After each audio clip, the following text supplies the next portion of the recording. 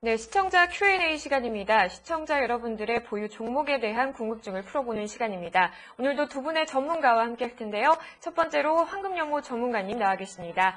네, 안녕하세요. 네, 안녕하십니까. 네, 황금영모 전문가님은 오늘장 어떻게 예상하십니까? 네. 제가 전화를 켜놨습니다. 네. 네. 오늘 시장이 어저께까지 한 200포인트 정도가 올라왔었는데요. 오늘은 일단 미국 시장이 좀 약세다라는 것 때문에 다소 좀 조정을 좀 받지 않을까 싶습니다. 네, 알겠습니다. 그리고 또 한 분의 전문가 나와 있습니다. 신현식 전문가입니다. 안녕하세요. 네, 안녕하세요. 네, 신현식 전문가님은 어떻게 보시나요? 예, 최근에 낙폭이 많이 회복이 됐죠. 그래서 단기적으로 170포인트 정도 올라왔기 때문에, 제가 봤을 때는 1350선에서 1400포인트 사이선 단기 차익 실현 자리다라고 보고 있고요. 그리고 전일 마감된 미국 시장 같은 경우에도 소폭의 하락을 했기 때문에 우리나라 시장 같은 경우에도, 오늘은 조정이 좀 불가피하다라고 봅니다. 그렇기 때문에 단기적으로 저점에서 사신 분들은 차익 실현 관점, 그리고 고점에서 물리신 분들은 물량을 한 절반 정도 정리하시고요. 재차 지수가 밀릴 경우에 다시 저점을 공략해서 좀 갖고 가시는 전략을 좀 말씀을 드리도록 하겠습니다. 네, 알겠습니다. 바로 첫 번째 종목 만나보겠습니다. 첫 번째 종목은 현대차입니다. 4477님께서 올려주신 종목이고요. 매수가가 67,000원, 그리고 비중은 10%입니다. 황운영무 전문가님 어떻게 보십니까? 최근에 2, 3일 동안 주식시장이 낙폭과대주가 많이 올라왔는데요. 반대로 네. 그동안에 환율세주로 부각됐었던 자동차라든가 또 IT주들 다소 조금 부진한 모습을 보였습니다.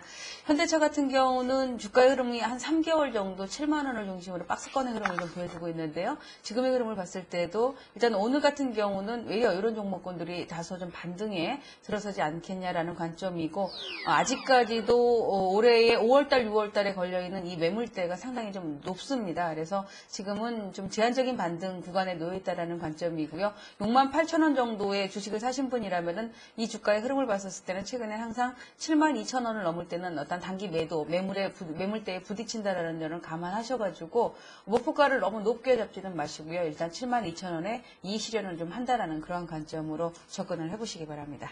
네, 4477님, 72,000원 목표가가 제시가 됐습니다. 다음 종목은 한화입니다. 두 분의 시청자님들께서 문의를 해주셨는데요.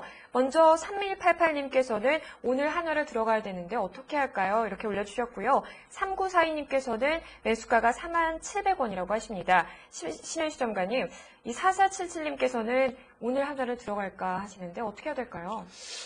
일단 하나 같은 경우에는 어저께 지수가 거의 70포인트 가까이 올라가면서 해운주나 조선주 같은 경우에는 10% 이상 급등을 했는데 하나 같은 경우 밀렸죠. 그 밀렸던 이유가 이제 대우조선해양 관련해서입니다. 대우조선해양 관련해서 막강한 인수가 이제 가능성이 있기 때문에 재무적으로는 대우조선해양을 인수할 경우에는 하나가 재무적으로 분명히 타격을 입을 가능성 때문에 주가가 좀 많이 밀렸습니다. 그래서 오늘 들어가는 건 제가 봤을 때 아니라고 봅니다. 오늘 들어가는 거는 제가 봤을 때 아니라고 보고요. 이틀이나 3일 있다가 제가 봤을 때 34,000원 이하권에서 좀 들어가는 전략이 좀 좋을 것 같고요. 그 다음에 42,200원대에 사신 분들은 어저께 고점에서 좀 21선짜리 39,000원대 좀 매도를 해주셨어야 되는데 못한 게 좀 아쉽고요.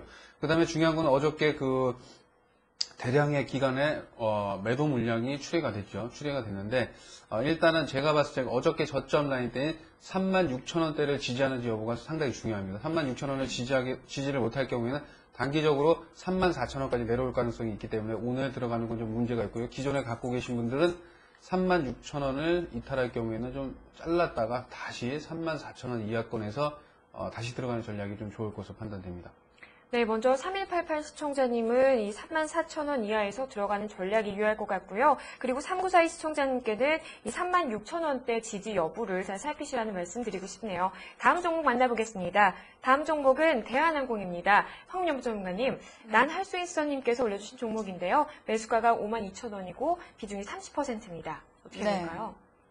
똑같은 대한항공도 최근에는 이제 저점에서 올라왔었을 때는 많은 분들이 관심을 갖고 수익을 좀 거둘 수 있는 그러한 종목인데 52,000원대라면 굉장히 높은 가격대에 사셨습니다.